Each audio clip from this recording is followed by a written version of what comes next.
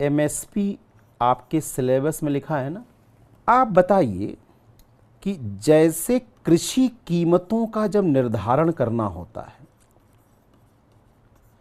तो एक लोकतांत्रिक व्यवस्था और एक तानाशाही व्यवस्था में क्या अंतर है। अगर चीन में कृषि कीमतों का निर्धारण करना है, सूडान में करना है और भारत में करना है, या सऊदी अरब में करना है या भारत में करना है, एक तानाशाही देश है, एक लोकतांत्रिक देश है, क्या डिफरेंस आता है।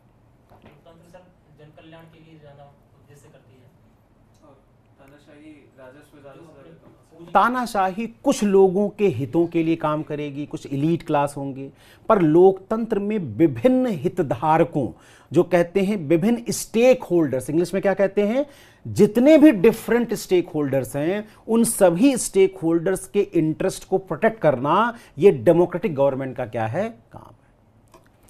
आप बताओ, कृषि कीमतों के निर्धारण में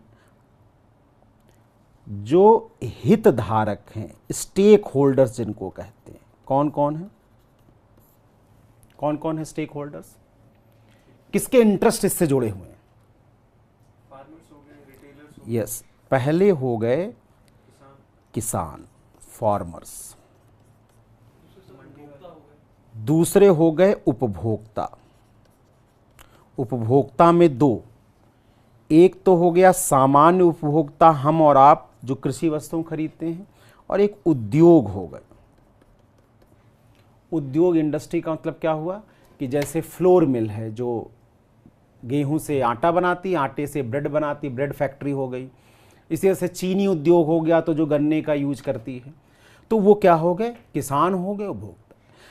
अब उद्योग में हम रिटेलर, वो चेन है, हम उसको डिटेल में डिस्कस यहाँ नहीं कर रहे हैं, वो आप इकोनॉमिक्स में पढ़ चुके होंगे। हम बस आपको सामान्य, हमने कहा कि हमें अप्रोच कैसे अपनी डेवलप करनी, इस पे हम बात कर रहे हैं।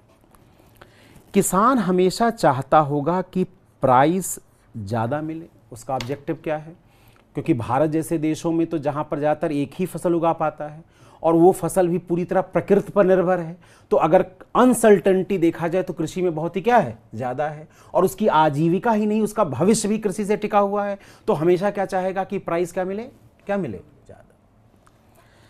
जो सामान्य उपभोक्ता है, वो सामान्य उपभोक्ता भी क्या है, अलग अलग तरीके का। एक हो सकता है अपर क्लास हो, एक मिडिल क्लास हो, और एक बहुत लोअर क्लास हो, जो डिप्राइव्ड सेक्शन है, जो वंचित समुदाय है, एससी, एसटी, महिलाएं, जिनके ऊपर भूख, और ग्लोबल हंगर इंडेक्स में देखा होगा भारत में भूख का प्रभाव भी बहुत ही क्या है, ज़्यादा है। तो जाहिर बात है कि ये जो आबादी है वो 75% से क्या है, ज़्यादा, जिन पर दबाव बहुत है। और एंजल का नियम पढ़ा है, क्या था एंजल का नियम, कि जब इंसान की आय कम होती है तो आय का अधिकतर हिस्सा कहाँ खर्च करता है, कहाँ खर्च करता है, अधिकतर हिस्सा खाद्यान्न पे। मजदूर होगा, 100 रुपया कमाएगा तो 80 रुपया कहाँ खर्च होगा, खाद्यान्न। और एंजल का जैसे जैसे आय बढ़ेगी तो खाद्यान्न का हिस्सा कम होता जाता है और बाकी चीज़ों पर बढ़ता जाता है। तो विनय सर के लिए गेहूं के दाम कम हों या ज़्यादा हों बहुत फ़र्क नहीं पड़ता, पर ननकौ जो दिन भर मजदूरी करते हैं, उनके लिए अगर गेहूं और चावल के दाम बढ़ जाएं तो उन पर प्रभाव बहुत ही क्या है, ज़्यादा।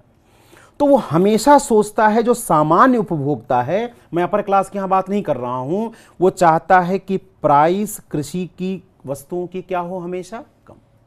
ये तो द्वंद्व उत्पन्न हो गया। अच्छा, अगर देखा जाए उद्योग भी चाहता है कि रॉ मटेरियल की कॉस्ट कम होगी तभी उनका मार्जिन क्या होगा, बढ़ेगा, क्योंकि ग्लोबलाइजेशन में क्या होता है, वैश्वीकरण में प्रतिस्पर्धा बहुत ही क्या है, ज़्यादा है। तो आप प्राइस नहीं बढ़ा सकते, आप मार्जिन करना है तो आपको कॉस्ट क्या करनी होगी, कम करनी होगी। तो उद्योग जो कृषि से जुड़े हुए हैं वो सरकार पर लॉबिंग करते होंगे, दबाव बांधते होंगे कि प्राइस को क्या किया जाए, कम किया जाए। शहरों में, और हमारी आबादी, शहरीकरण बढ़ रहा है, शहरों में रहने वाला मजदूर चाहता होगा कि प्राइस कम हो। इसलिए देखिए, जब फूड इन्फ्लेशन होता है तो जनता का आक्रोश अचानक क्या हो जाता है, बढ़ जाता है। तो हम फूड इन्फ्लेशन के लिए रिएक्टिव हैं, जनता, यानी वो चाहती है कि फूड प्राइसेस क्या हो, कम हो। और उधर देश की बड़ी आबादी 70% जो गांव में रहती है, जो डायरेक्ट या इनडायरेक्ट किस पर निर्भर है, कृषि पर है, वो चाहती होगी कृषि में आय बढ़ेगी तभी उसका जीवन बेहतर होगा। और मेरा द्वंद्व है, प्रश्न है, अगर आप सरकार, याद कीजिए नॉलेज का मतलब इंफॉर्मेशन ही नहीं है, प्रॉब्लम सॉल्विंग। तो अगर आपको प्रॉब्लम सॉल्व करनी होती तो आप क्या करते? आपने एक तरीका अपनाया। आपने तरीका ये अपनाया कि आपने किसानों से घोषणा की एमएसपी कि भाई हमें पता है तुम अनसर्टेनिटी है, हमें पता है कि कृषि पर दबाव बहुत ज़्यादा है, तो अनुच्छेद 38 और 39 हमने नीति निर्देशक तत्वों में वादा किया था कि अपने संसाधनों का प्रयोग ऐसे करेंगे कि लोक कल्याण ज़्यादा हो और समाज के वंचित तबके को लाभ सर्वाधिक पहुंचे। तो ये तो डायरेक्टिव प्रिंसिपल भी है सरकार की तरफ से। तो हमने किसानों से क्या कहा कि ये मिनिमम सपोर्ट प्राइस, यानी अगर गेहूं हम कह रहे हैं 1840 रुपया प्रति क्विंटल, तो हम किसानों से क्या आश्वासन दे रहे हैं कि अगर बाजार में इससे ज़्यादा दाम मिले तो तुम बाजार में बेच दो, इससे अगर कम बाजार की कीमत होती है तो तुम्हारा सारा सामान तुम्हारा सारा सामान हम क्या कर लेंगे? खरीद लेंगे। इससे क्या होगा? किसानों को एक इंश्योरेंस मिल गया, एक इंसेंटिव कह सकते हैं कि हमारी फसल बेकार नहीं जाएगी और बाजार में किन्हीं कारणों से दाम कम भी हुए तो हमें इंश्योरेंस रहेगी, हम गेहूं की खेती आगे भी करते रहें। और उनकी एक आय, एक मिनिमम गारंटीड आय, इंश्योरेंस का ही कॉन्सेप्ट है, एक मिनिमम गारंटीड आय क्या हो जाएगी? सुनिश्चित हो जाएगी। तो उनको तो इससे फायदा हो गया। पर अगर एमएसपी ज्यादा है तो फूड प्राइसेस क्या होंगे? बढ़ेंगे। और सरकारों पर दबाव है कि एमएसपी हर साल बढ़ाई जाए। मेंस में हम बताएंगे कि स्वामीनाथन कमेटी कह रही है कि जो तरीका है, अभी C1 C2 का हम डिटेल नहीं पढ़ाई होगा आप लोगों ने, उसमें कह रहे हैं कि अभी उनको फेयर रेम्यूनरेशन नहीं मिल रहा है। यानी सरकारों पर एमएसपी को बढ़ाने का दबाव क्या है? बहुत ही ज़्यादा है। और एमएसपी बढ़ेगा तो फूड इन्फ्लेशन बढ़ेंगे, फूड इन्फ्लेशन बढ़ेंगे तो जाहिर बात है कि उधर शहरी दबाव आप पर क्या होगा? बढ़ेगा।